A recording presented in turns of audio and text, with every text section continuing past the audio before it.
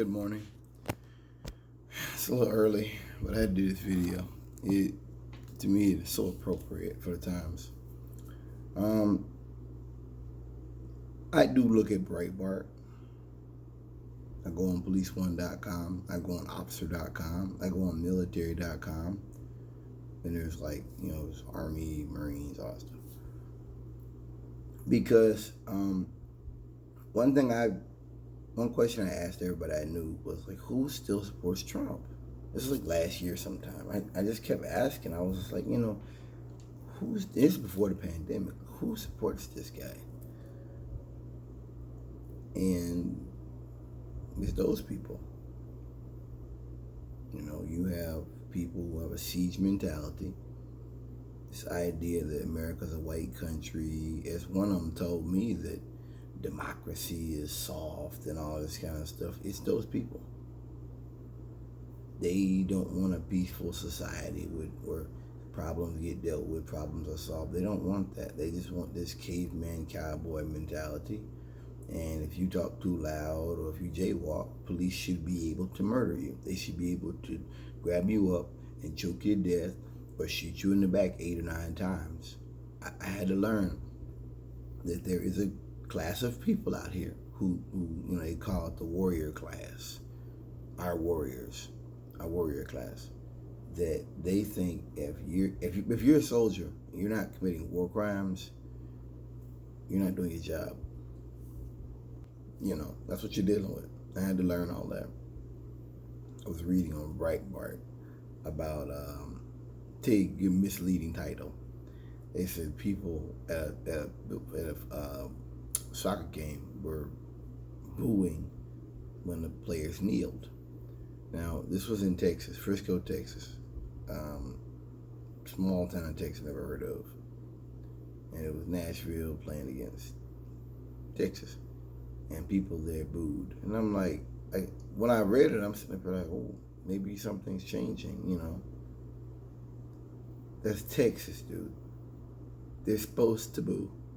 Texas is like their own country. That's a far-right, racist ass state. Texas is really bad. You got to go around East Texas, you know what I'm talking about. Those are some ignorant people. But you see how that's twisted. I give you the title saying people are booing you kneeling. Then I don't tell you it's in a very conservative area like Texas. Even if they had said Kansas or Oklahoma, I'd be wow. But there's a lady, they're talking about how they're doing things to defund the police, whatever.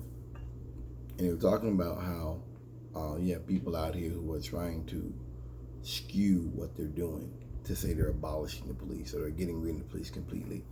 And I don't know why. I was meditating and I don't know why. It just really hit me hard that that's all conservatives have. That's really that's the only tactic they have now is to lie and to make things dirty and team up in gangs, and miscrew the facts and twist things and make this and make that and say everything's communism. And I just realized that now. This was the conservative tactic from the beginning. Because one thing I think about often, probably sounds crazy to most people. In my mind, when it comes to high-level white supremacy, they think 20 years into the future. And I just think about how in 2000, were there any conservatives who were look, climate change is gonna get really bad. Look, we can have a pandemic. Look, and then when I'm prepared for it, look, demographics are shifting. People are gonna start voting. Young people are gonna start getting involved with stuff that, using this racial stuff is not gonna be a hook in the future. And I just wonder about that. Was there some conservative think tank somewhere that was saying that? Because that's where we are right now. Except all that has hit at the same time. And when they talked about climate change back in the day, about it not existing or not being real, man-made. It's like now they're not even doing that. They're not even like pretending. They're not even trying to say that. It's just all about something with the policing. It's all about twisting things up, basically looking for anything they can find to say this is not an issue. I went on this website, it's a YouTube channel called Church Militant, because I want to see the other side of it. And he's talking about climate change being a cult, and how all these people, like, you know, the eco worship, it's eco religion, and people were in the comments talking about climate change. They need to be focused about when they die and all this kind of stuff. You know, I believe in God. I'm not an atheist at all. I believe there is evil. I've seen evil. I believe there's good and bad forces in this world. No, I do. I'm a spiritual person. I am. But I think about, I had read back in the 80s, there was a lake, I think it was in Cleveland, that caught on fire. There's so much chemicals in it. I thought about Silent Spring, the lady had written back in the 60s about. She wrote in the 60s about how if you keep doing what you're doing, you're going to kill off all the small animals in the forest, and there'll be a Silent Spring. They called her a communist back then, and JFK looked at it and found it to be of merit, her comments of merit. I just realized, like, that's what conservatism is now. It's all whataboutism. I'm not going to sit here and say there aren't black people that fall into that, because they do. I'm not sitting there and saying that black people are egalitarian or we're somehow enlightened, because we're not. We're not. But it's like we're at the end of the story. Like, you know, when you read a book and you have that suspense, and you're like, okay, how will they get out of this crisis? They're in the barn, tied up in the back of the barn just caught on fire, and it's dark and they can't see, and it's, you know, it's like, how are they gonna survive? You know, it's like we're there, man. The roof's about to collapse on us. You know, and we haven't even stood up yet. We're not even trying to bump into walls yet. I mean, it's just, to me, I see that as weakness. The fact that conservatives have to do things to alter the vote, to say that voting by mail is somehow fraudulent, and to just twist up what police defunding means, to say that kneeling to the flag means you're kneeling to black people, and I mean, these are all lies, and these aren't even good lies. These are bad lies. These are really bad lies, and I know that. Just so obvious to me. I mean, I laugh. It was a time when I would get mad about this stuff, and then I realized that no, this is stuff that's done by a racist mind, by an angry mind, because for white men especially, they think this is their society, and they are supposed to be at the center of it. That's what it is. That's what it comes down to. So I shouldn't be mad. To me, it's funny now, because they're desperate. Oh yeah, they're definitely desperate. Also, let me say this and I'll leave. Reading about people getting mad about truckers getting mad about the protests and how they're gonna stop watching football and stuff. I'm pretty sure no one cares about that. Look, if you get mad about me protesting or kneeling or whatever, then you were never fighting for my right to First Amendment from the beginning, which is what and I know that. I take that. I knew that years ago. But when they talk about we're fighting for this, fighting for your rights, that was bullshit. That was lies. That was abject lies. Unless you think my only right is being able to carry a rifle so I can one day fight a war against the U.S. government, which is insanity. That's complete. I am not advocating violence against any agents or infrastructure of the U.S. government whatsoever. But if you're telling me my free speech doesn't give me the right to kneel to the flag or the anthem at a public event, then that means you never respected my First Amendment rights to begin with.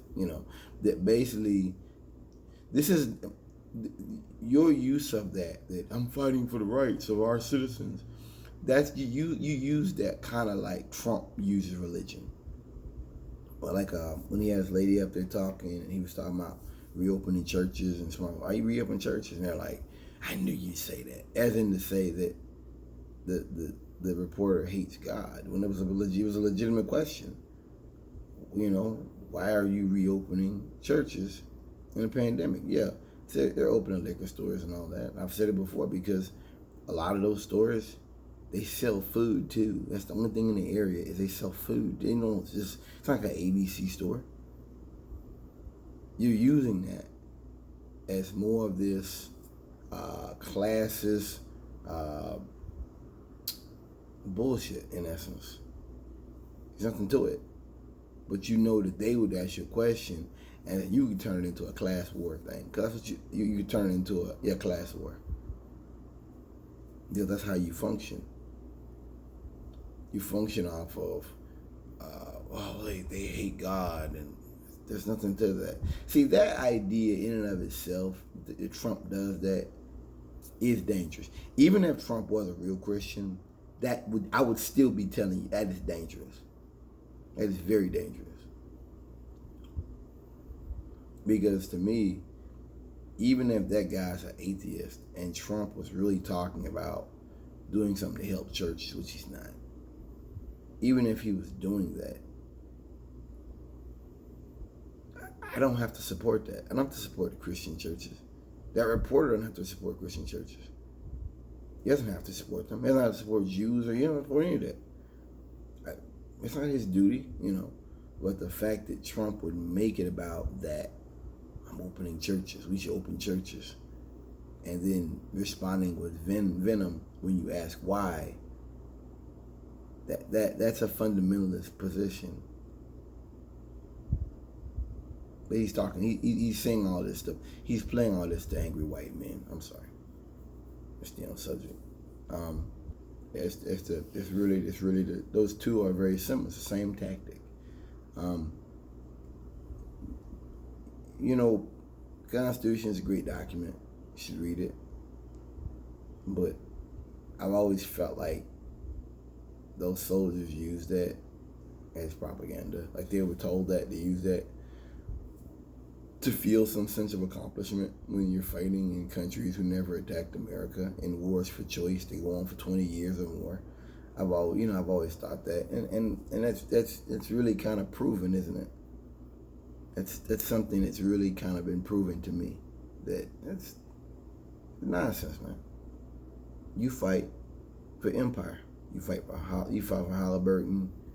You fight for Raytheon. That's who you fight for. You don't fight for me.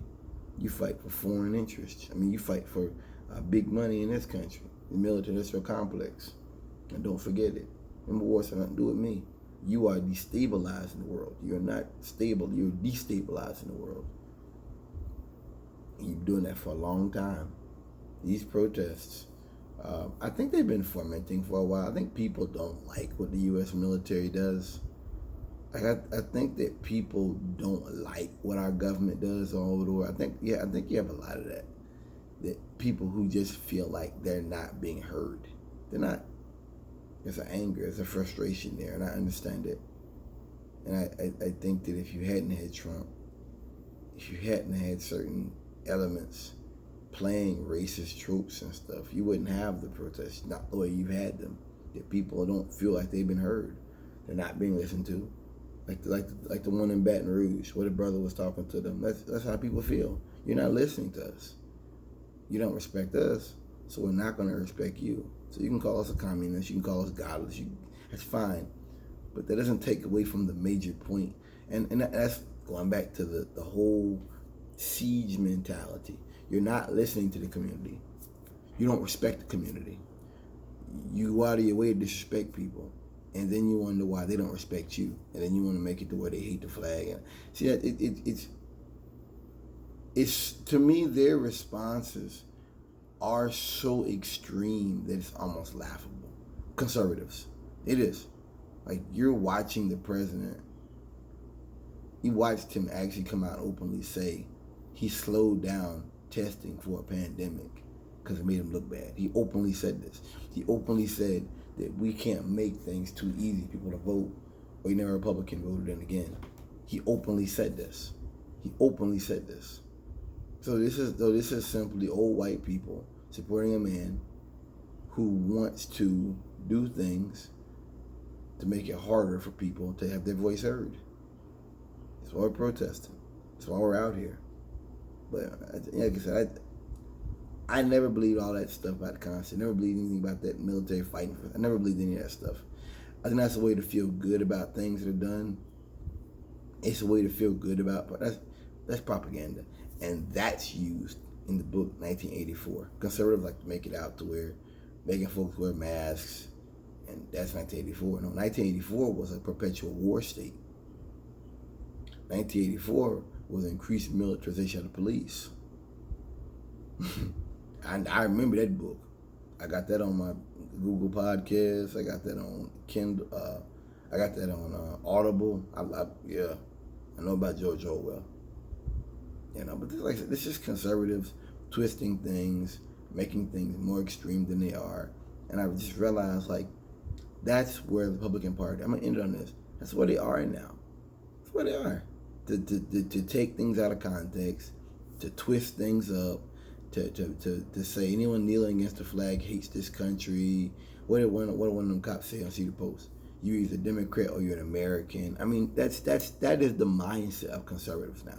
They are so beyond listening to anybody or hearing anybody else. And I think that is a part of a failing party.